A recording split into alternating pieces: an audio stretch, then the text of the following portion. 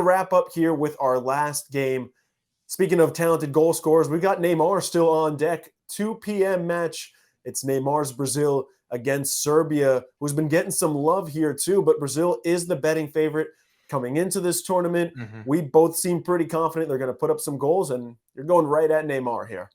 Yeah, again, it's very interesting for these anytime goal scorer props. Again, there's been rumors that Vinny isn't a guarantee to start for Brazil, but I'm not completely buying that. Again, you always have to wait for these lineups, but when this number is out, like it's out, we're talking about a player who is just a couple of goals off of Pele's all-time record for Brazil. We're talking about the best footballing country in the world and a player who is on the precipice of accomplishing something that no one ever Let that comment has. slide, by the way.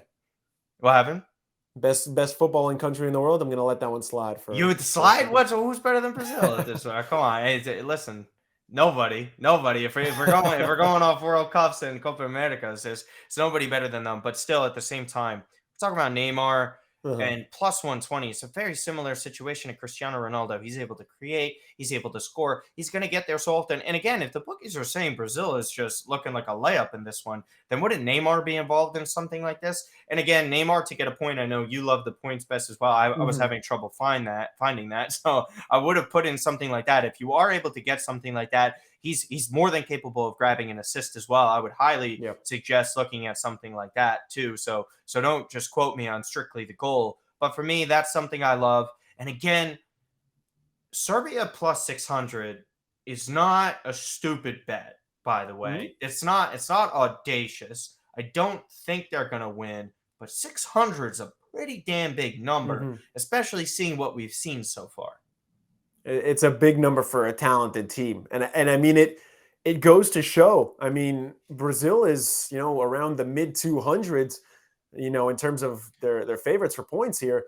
That's not a crazy amount. I mean, we've seen a lot of minus 300s, 400s, gone up to 600s for certain squads. And this is, again, the team that is favored to win the tournament coming in. So clearly Vegas at least is putting a little respect on Serbia. But again, plus 600 is a little high for them. I like Brazil to score in both halves of this game. And it could just be one. It could end up being a 2-0 game or a 2-1 game. But I think they're going to end up scoring in both.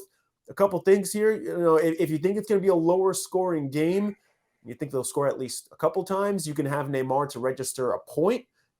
If you think that it's going to be a higher scoring game, you can end up taking Brazil -2, if anything. Because this is a team that can run up the score like any other team in this tournament, maybe unmatched in their ability to do that. And of course, Vinicius Jr. playing is going to be a big factor in that. Yeah, I mean, listen, I don't think anyone has more offensive depth in this tournament. Maybe England comes up there in terms of just players going deep, like the right wing, left wing options, center forward, striker, basically. But hey, Spain scored 7 against Costa Rica. No, exactly. That's exactly what my point was going to be. Is like we've seen teams step up without that. And again, it's funny because a lot of people, this is just an overall point for the sport.